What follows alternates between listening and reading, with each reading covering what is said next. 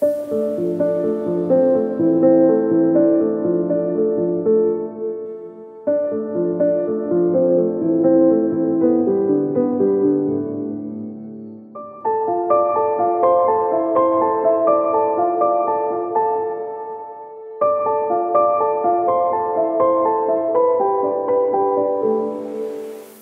इतनी संख्या में जो काम कर रहे हैं, कम से कम 500 वर्कर्स ऐसे जिनको काम से हटा दिया गया है। प्रिंसिपल एम्प्लॉयर जो है वो दिल्ली जल बोर्ड है, उसी के अधीन ये ठेके दिए जाते हैं और उन ठेकेदारों को दिल्ली जल बोर्ड से पेमेंट नहीं हो पा रही है, तो इसी वजह से वो ठेकेदार इन वर्कर्स की पेमेंट नहीं कर पा रहे हैं। ऐसी स्थिति में जो पूरी तरह से दलित समाज है, जो इस पेशे से जुड़ा हुआ है, सीवर सफाई से, तो उनके तो घर बर्बाद हो गए, उनको तो मतलब भूखे मरने की हालत होगी है। उनके पास तो कोई ऑप्शन भी नहीं दिखाई दे रहा, कोई अल्टरनेटिव भी नहीं है कि कहाँ जाए, क्या करें। तो ऐसे में हमने पिछले महीने मतलब उन वर्कर्स के साथ मिलकर एक जन सुनवाई करने का एक आयोजन किया 28 दिसंबर को। तो उसमें हमने कम से कम 300 के करीब ऐसे वर्कर्स आए जो अपनी व्यथा उन्होंने सुनाई। किसी का काम छूट गया, किसी को 2 महीने से पेमेंट नहीं मिली है, किसी को और रीज़न। तो इन सब को लेकर पूरी दिल्ली से वर्कर्स आए, जबकि दिल्ली सरकार ने ये अनाउंस किया था जब वो फॉर्म हुई थी आम आदमी पार्टी के नाम से कि वो निजीकरण को ख़त्म करेगी और मिनिमम वेज निर्धारित करेगी, लेकिन उन्होंने ऐसा नहीं किया। अब ठेकेदारों के माध्यम से जो कम से कम में रुपए में ठेका लेता है, वो कम से कम ही वर्कर्स को देता है।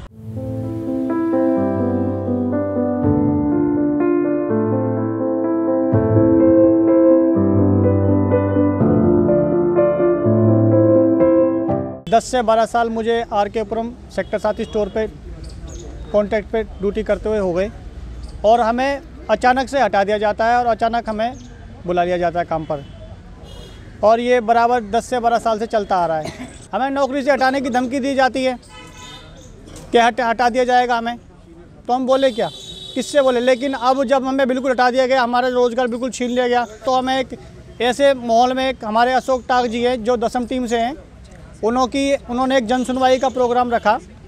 उस प्रोग्राम में हम गए, हम सभी साथी लोग गए, तो वहाँ से हम लोगों को एक अच्छी दिशा मिली।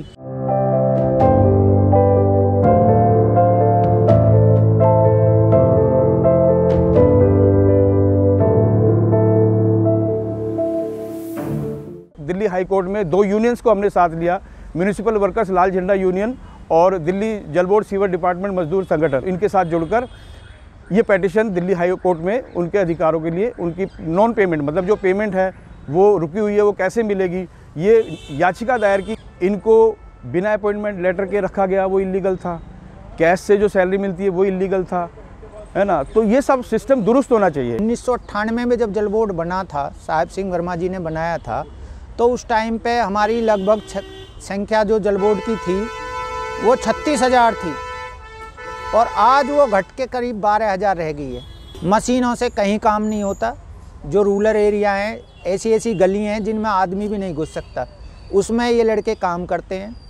और ये लड़के अगर नहीं होंगे तो दिल्ली में पूरी गंदगी फैल जाएगी। और ये जो साल आ रहा है 2024, इसमें कम से कम 2,000 आदमी जल बोर्ड से रिटायर हो जाएगा। तो जल बोर्ड का काम कैसे चलेगा? हम ये कहना चाहते हैं कि जल बोर्ड इनको अपना कर्मचारी क्यों नहीं मानता।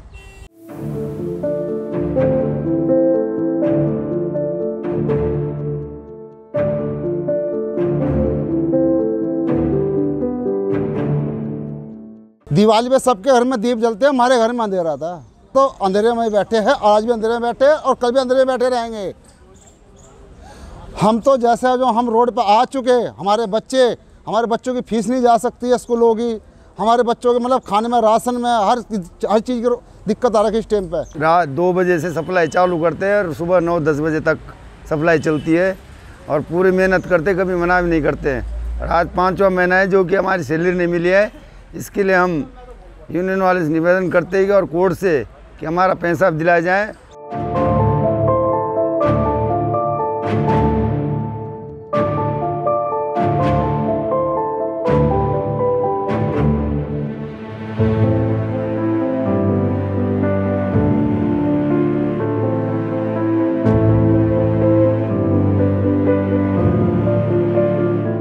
MS एक्ट 2013 जो है, prohibition of employment as manual scavenging and their rehabilitation act 2013, वो सीधा ये कहता है कि मैनुअल स्क्वेंजिंग का काम जो सीधा मतलब सीवर की सफाई से जो जुड़ा हुआ है, ड्राई लैट्रिन से के काम से जो जुड़ा हुआ है, तो उससे बिल्कुल मैकेनाइज तरीके से होगा, ठीक है, मशीनों से होगा। और उसके दौरान उसके एक्ट होने के बाद मशीनें भी आई, मशीनीकरण हुआ, मशीनों से काम भी शुरू हुआ।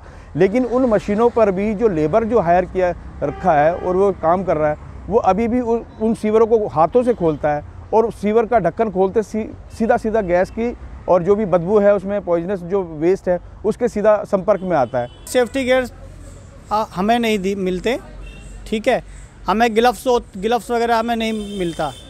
बस जब कोरोना काल था, जब हमें दिए गया था, कोरोना काल के बाद में हमें सेफ्टी गियर्स नहीं दिए गए। उसके पास कोई सुरक्षा उपकरण नहीं होते। इन बेचारों का ना तो कोई मेडिकल है, ना इनका कोई इंश्योरेंस है, ना इनको देखने वाला, इनको इनके हाल पे छोड़ दिया, मरो या अच्छे जियो। दिल्ली जल बोर्ड के अंदर जो सीवर सफाई कर्मचारी है, ज़्यादा वाल्मीकि समुदाय के लोग हैं, दलित वर्ग के लोग हैं, वो इसी आधार पे काम करते हैं। अब देखिए पूरी दिल्ली के अंदर जब ये हाल है तो बाहर जितने राज्यों में इन कर्मचारियों का क्या हाल होगा। सीधा शोषण हो रहा है। कह रहे कि आज कहते हैं कि देश आज़ाद है, मैं कहता हूँ दिल्ली के अंदर, भारत के अंदर, तो मैं ये कहता हूँ कर्मचारी जो है आज आज़ाद नहीं, आज भी गुलामी की ज़िंदगी जी रहा है।